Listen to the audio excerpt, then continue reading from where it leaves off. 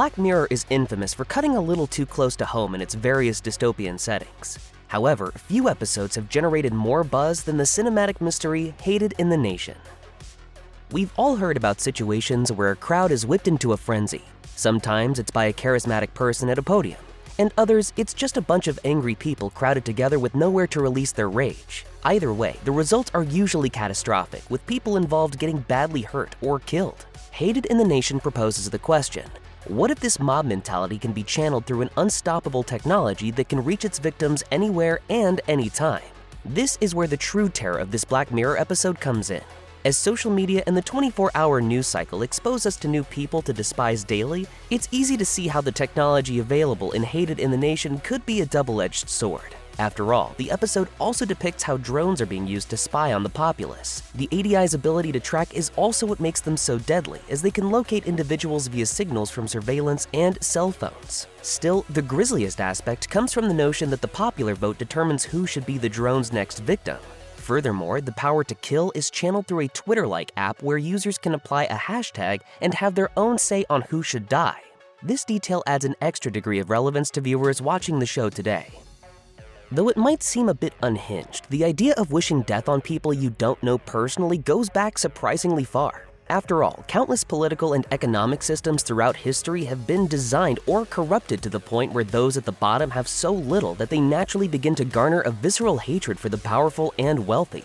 Okay, the government's a we knew that already. However, what these disenfranchised groups have never had is a way to take out that frustration on their target of choice. This is how Black Mirror changes things. While even the most frustrated among us are unlikely to plot an assassination attempt or try to start a civil war, we might be inclined to use something as simple as a hashtag to vent some of our overflowing anger.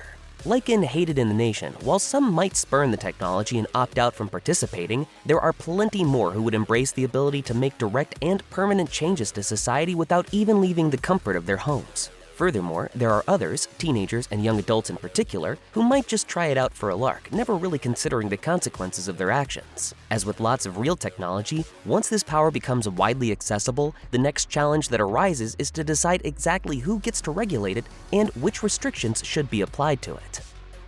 We see throughout Hated in the Nation how the fervor of public outrage can erupt seemingly out of nowhere, and how the response is sometimes largely out of proportion to the actual act committed by the target. For instance, we have far-right journalist Joe Powers mocking the suicidal sacrifice of a disability rights activist, a rapper named Tusk who insults one of his young fans, and Clara Meads, a young woman who poses for an inappropriate photo at a war memorial. Now, it's easy to see why the public would disapprove of all three, but are they all the same? Is calculated menace really the same thing as just making a poor decision in a moment?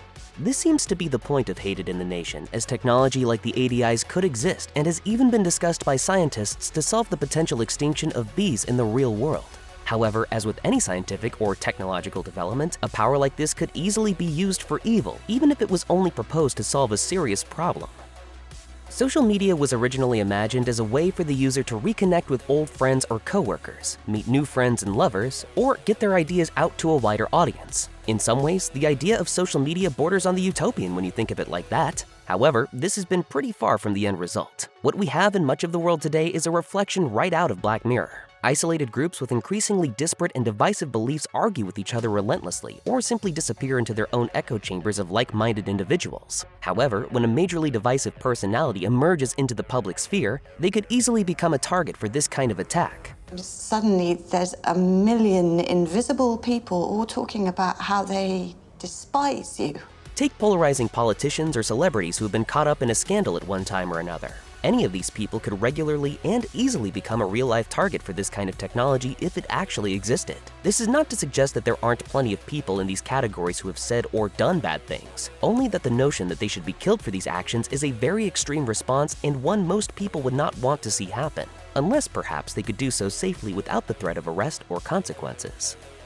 The final revelation of the episode comes when our protagonists attempt to disable the drone system, and in proper Black Mirror fashion, it goes horribly wrong. Instead of shutting down, the ADIs react by killing everyone who has ever used the hashtag to wish death on another. The public hearing that Detective Chief Inspector Karen Park is at is in response to this shocking national tragedy.